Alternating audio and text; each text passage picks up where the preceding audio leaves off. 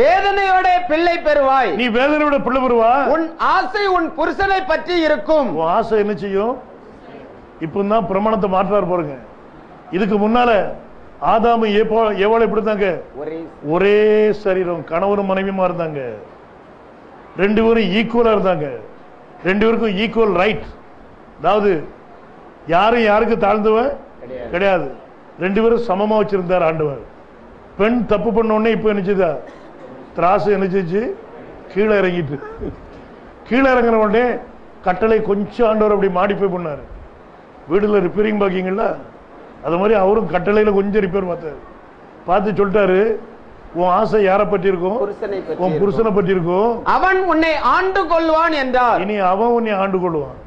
நீ தனியா சுதேட்சையா நினைச்ச முடியாது. ஒரு பெண்ணு ஒரு மனைவி சுதேட்சையா சுத்துறான்னா அவ அவுட்டு. ஏன் வேதம் என்ன சொல்றது? அவன் உன்னை, இன்னைக்கு அநேகர் அவள் உன்னை ஆண்டு கொள்வான்னு சொல்றாங்க. ஒரு பொண்ணு பார்க்க போயிருந்த மாதிரிங்க தாராவிக்குள்ள பொண்ணை பார்த்து பேசியாச்சு. எல்லாம் நம்ம ஊர்ல தான் தெரியுமா, ரொக்கம் நகை அதுன்னு பேசுவாங்க. கல்யாணம் எப்படி வைக்கணும் என்ன அதெல்லாம் பேச முடிச்சாச்சு. ரொக்கம் வந்து எத்தனமோ என்னமோ பேசியிருந்தாங்க, எவ்வளோன்னு ஞாபகம் இல்லை எனக்கு.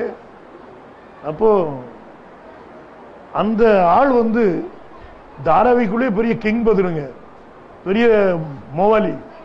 அவரை கண்டா எல்லாரும் நினைச்சுவாங்க, பயப்படுவாங்க. நானும் சரிதான் அப்படின்னு சொல்லி உட்காந்து பார்த்துட்டு இருக்கேன். இந்த ரொக்கத்தை பற்றி பேச முடிச்ச பிறகு அவரை பார்த்தேன், அவருடைய முகம் ஒரு மாதிரி மாறிச்சு. இன்னும் இந்த ஆள் முகம் ஒரு மாதிரி மாறுத அப்படி சொல்லிட்டு இந்த பக்கம் திரும்பினேன். அவர் பொண்டாட்டி இங்கிருந்து அப்படி ஒரு மொழி முழிச்சு பார்த்து, இந்த ஒரு மொழியிலே அவர் நினைச்சுதாரு தலையை மெதுவா கீழே போட்டாரு. புலி என்னதான் ஆயிட்டது? அவள் உன்னை ஆண்டு கொள்வாள். பிரமாணம் நினைச்சிட்டு மாறி போச்சு. பாஸ்டர் உட்கார்ந்து பார்த்துக்கிட்டு இருக்க. அப்படி மாற விட்டுறாங்க. அதுக்கு தான் நம்ம ஊர்ல சொல்லுவாங்க, கல்லானாலும் கணவன், உன் புருஷன் புல்லானவனா இருந்தாலும் பரவாயில்ல, அவனை நீ நினைச்சுக்கணும், மதிக்கணும். அதைத்தான் ஆண்டவர் விரும்புறார். சரி, பைபிள் இப்படி சொல்லுது, வாசிப்பா. பின்பு அவர் ஆதாமை நோக்கி நீ உன் மனைவியின் வார்த்தைக்கு செவி கொடுத்து புசிக்க வேண்டாம் என்று நான் உனக்கு விளக்கின விருட்சத்தின் கனியை புசித்தபடினாலே பூமி உன் நிமித்தம் சபிக்கப்பட்டிருக்கும். யாரு சபிக்கப்பட்டிருப்பா? பூமி. ஆதாம சபிச்சாரா? இல்ல. ஆதாம சபிச்சா தேவன் தன்னையே சபிக்கிற மாதிரி. ஏன்? ஆதாம் யாருடைய ரூபம்? தேவனுடைய ரூபம். யாருடைய சாயல்? தேவனுடைய சாயல். யாருடைய ஜீவன் அவனுக்குள்ள இருக்கு? தேவனுடைய ஜீவன். பாத்தீங்களா எவ்வளவு கரெக்டா பைபிள் டீச் பண்ண பாருங்க. பூமியை சபிச்சா இந்த பூமி என்ன செய்யுது? சபிக்கப்பட்டுச்சு. நீ உயிரோடு இருக்கும் நாளெல்லாம் வருத்தத்தோட அதன் பலனை புசிப்பாய். என்ன செய்வா? வருத்தத்தோட அதன் பலனை புசிப்பாய். அது உனக்கு முள்ளும் குறுக்கும் முளைப்பிக்கும். அது உனக்கு என்னத்தை முளைப்பிக்குமா? முள்ளையும் குறுக்கையும் முளைப்பிக்கும். அப்ப இதுக்கு முன்னால என்ன முளைச்சு ஆண்டவரே நீங்க கேட்கணும் இல்லையா? இதுக்கு முன்னால இந்த விருட்சங்கள் என்னத்தை கொடுத்துச்சு? ஆண்டவர் என்னத்தை உண்டாக்குறாரு நம்ம பார்த்தோம். கனிதரும் விருட்சங்கள். அப்ப அந்த விருட்சங்கள்லாம் என்னத்தை கொடுத்துருக்கும்? நற்கனிகளை கொடுத்துருக்கு. ஆதாம் நிமித்தம் இப்ப நமக்கு என்ன கிடைக்கல? பழங்கள் கிடைக்கல மார்க்கெட்ல. ஞாபகத்தில் வச்சு, ஆதாம் நிமித்தமா பூமி நிச்சயம் போட்டு சபிக்கப்பட்டு போச்சு. பழம் தரக்கூடிய மரமெல்லாம் என்னத்தை கொண்டு வருது? முள்ள கொண்டுட்டு வந்து நின்றுட்டு இருக்கு. நமக்கு என்ன செய்யுது? கோபம் உண்டாது. என்னது முள் செடி காலில் தச்சுட்டு பாரு, அது வெட்டி எரிங்கப்பா அப்படிம்பாங்க. ஆனா பாவம் அது ஒரு நேரத்தில் என்னதான் இருந்துச்சு? கனிதரும் செடியா இருந்துச்சுப்பா. யாருனால அது இந்த சாபத்துக்குள்ள வந்துச்சு? ஆதாமாலையும் நம்மளாலையும் தான். மனுஷனாலன்னா நம்மளும் உண்டு இல்ல. அப்போ அது இப்போ எதிர்பார்த்துக்கிட்டு இருக்குது இல்லையா? எப்போ இயேசு கிறிஸ்து இந்த பூமி அரசால வருவார், நாமெல்லாம் என்ன கொடுக்கலாம்? ஆசீர்வாதத்தை திரும்ப பெற்றுக்கலாம். சாபம் என்ன செய்யும்? நீங்கிரும். பார்த்தீங்களா எவ்வளவு மரங்கள் இன்னைக்கு வேதனையோடு இருக்குது. அப்போ எவ்வளவு சிருஷ்டிகள் வந்து தவிக்குது. தேவ புத்தர்கள்லாம் என்ன செய்யணுமா? வெளிப்படணுமா?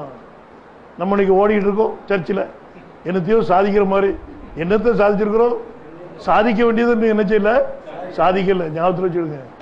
சும்மா எதையோ நம்பி ஏமாந்து வாழ்க்கையை அழிச்சிடக்கூடாது. நீங்க அத்தனை பேர் எங்க இருக்கணும்? எங்க இருக்கணும்?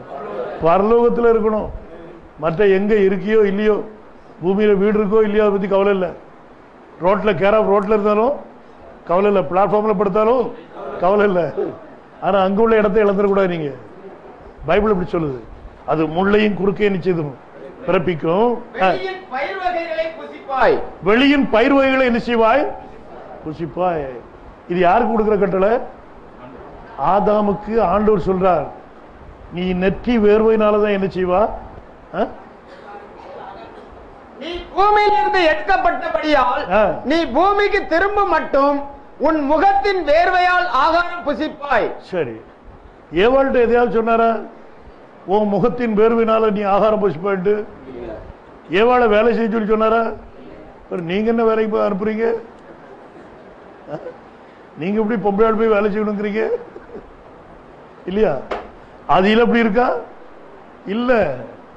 யாரு இதை செய்யணும்? நெற்றி வேர்வை சிந்த உழைக்கிறது யாரு?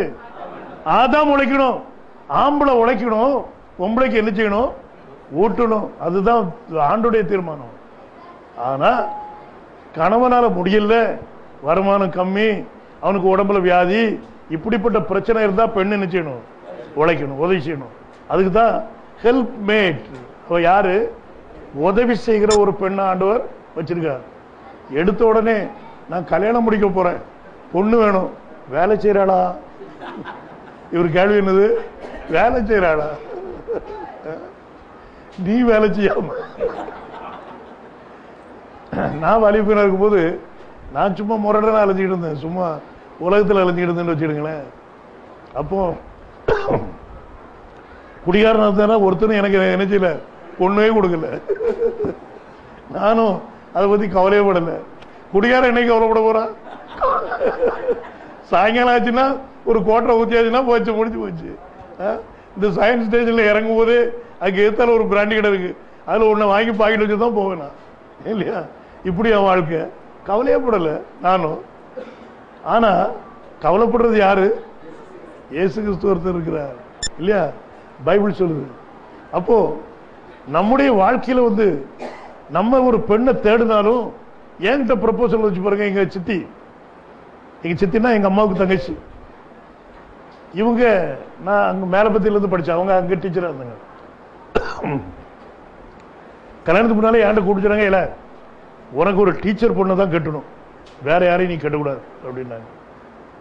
நாங்க பொண்ணு பாக்குறாங்க. நான் சொன்னேன், சித்தி எனக்கு டீச்சர் தான் வேண்டாம், எனக்கு தேவை என்னையோட படிப்புல குறைஞ்சதா இருக்கணும். முதல் பாயிண்ட். ரெண்டாவது, அது வேலை என்ன செய்யக்கூடாது, செய்யக்கூடாது. நான் கஞ்சி கொடுத்தா அது என்ன செய்யணும், கஞ்சி குடிக்கணும். அதுதான் எனக்கு வேணும். நான் சம்பாதிச்சு நினைச்சுவேன், அதுக்கு சாப்பாடு கொடுப்பேன் அப்படின்னு. இவங்களுக்கு ஒன்றும் ஓடல. எத்தனையோ பேர் முயற்சி பண்ணி பார்த்தாங்க, முடிய முடியாது சாச்சுட்டேன். என் ஃபேமிலி எல்லாரும் டீச்சர் தான் கட்டினான். ஏன் என் தம்பி கூட டீச்சர் தான் கட்டியிருந்தான். குடும்பத்தில் பார்த்தீங்கன்னா எல்லாம் டீச்சராக தான் இருக்கும். ஆனா நான் ஒரு மட்டும் என்ன செய்யல, அதை செய்யல போதுங்க. ஆனா ஆண்டவர் நீ குறை விட்டாரா? இல்ல, குறை விடல. இல்லையா மனைவி வேலைக்கு ஆரம்பிச்சுனாரா? இல்ல. பாருங்க, இங்க ஆரம்பத்திலேயே ஆண்டவர் கட்டளை கொடுத்துருக்காரு. ஓ நெற்றி வேர்வை சிந்த நீ என்ன செய்யணும்? ஆகாரம் பசிக்கணும். நீ உழைக்கணும்ப்பா. ஆணு என்ன செய்யணும்? உழைக்கணும். ஆணு சோம்பேறியா இருக்கக்கூடாது. பிரணாமட்ட ஒரு மனுஷன் கேட்கிறான்,